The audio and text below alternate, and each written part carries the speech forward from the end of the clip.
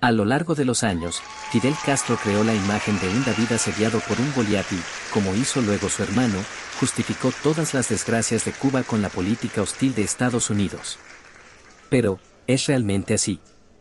Algunas evidencias históricas permiten pensar que Castro nunca quiso mantener buenas relaciones con su vecino, porque basó su política en la posición de un líder antiimperialista.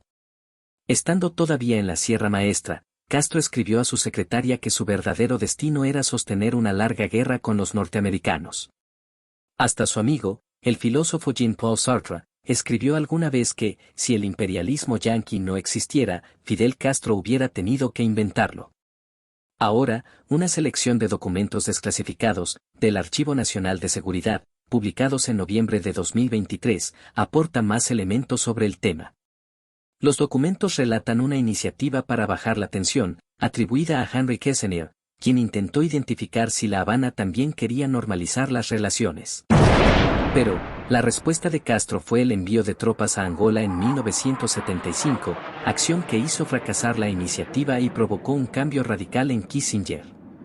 Castro ratificó así, una vez más, su política de enfrentamiento con los norteamericanos y de alineación con los soviéticos que aportaron las armas y dinero en la puja por África. La lectura de los memorandos desclasificados ilustra, paso a paso, el fracaso del intento de acercamiento de Kissinger. Los documentos.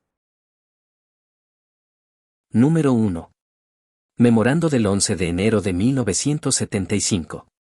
Todo comenzó con un mensaje conciliador, entregado a la parte cubana en la primera reunión furtiva, en una cafetería del aeropuerto de La Guardia, en el que se puede leer: nos reunimos aquí para explorar las posibilidades de una relación más normal entre nuestros dos países. El objetivo es identificar si existe una determinación igual de ambas partes. Los estadounidenses informaron que, como gesto hacia los cubanos, se permitiría a sus diplomáticos ante la ONU viajar a Washington y adelantaron la disposición de otorgar visas adicionales por razones culturales, científicas y educativas. Número 2. Conversación con asesores. 9 de junio de 1975. En esa reunión, Kissinger instruyó a sus asesores: compórtense caballerosamente, como un tipo grande, no como picapleitos. Hagan saber que nos movemos en una nueva dirección, y nos gustaría sincronizar los pasos unilaterales, porque la reciprocidad es necesaria. Número 3. Conversación con el presidente Ford. 25 de febrero de 1976. Después de que Castro envió tropas a Angola, Kissinger abandonó el plan, y dijo al presidente: creo que vamos a tener que aplastar a Castro. Probablemente no podamos hacerlo antes de las elecciones. Ford respondió: estoy de acuerdo. Número 4. Conversación con el presidente Ford. 15 de marzo de 1976. En la oficina oval, Kissinger dijo: tarde o temprano tendremos que quebrar a los cubanos. Si se mudan a Namibia o Rodesia, yo estaría a favor de darles una paliza. Eso crearía furor, pero podríamos exigirles que salgan de África. Cuando el presidente Ford preguntó, ¿qué pasa si no lo hacen?, respondió: podríamos bloquear a Cuba. Número 5. Reunión del Grupo de Acciones Especiales. 24 de marzo de 1976. Kissinger explicó al grupo de funcionarios de seguridad nacional: queremos iniciar la planificación en los campos político, económico y militar, para ver qué podemos hacer, si queremos actuar contra Cuba. Si los cubanos destruyen Rodesia, la siguiente será Namibia, y luego Sudáfrica. Si decidimos utilizar el poder militar, debemos tener éxito.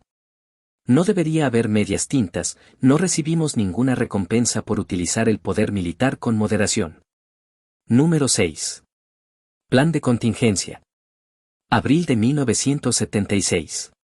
El documento resume las posibles respuestas si Cuba y la Unión Soviética extendían su intervención, que incluyeron sanciones económicas, políticas y actos de guerra, entre ellos, el minado de los puertos, una cuarentena naval y bombardeos a objetivos militares.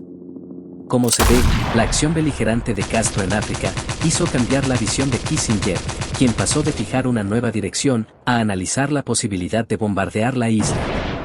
El pretexto de Castro fue el de la ayuda internacionalista a Angola, que costó la vida de más de 3.000 cubanos y consolidó en el poder, en ese país, a un grupo prosoviético.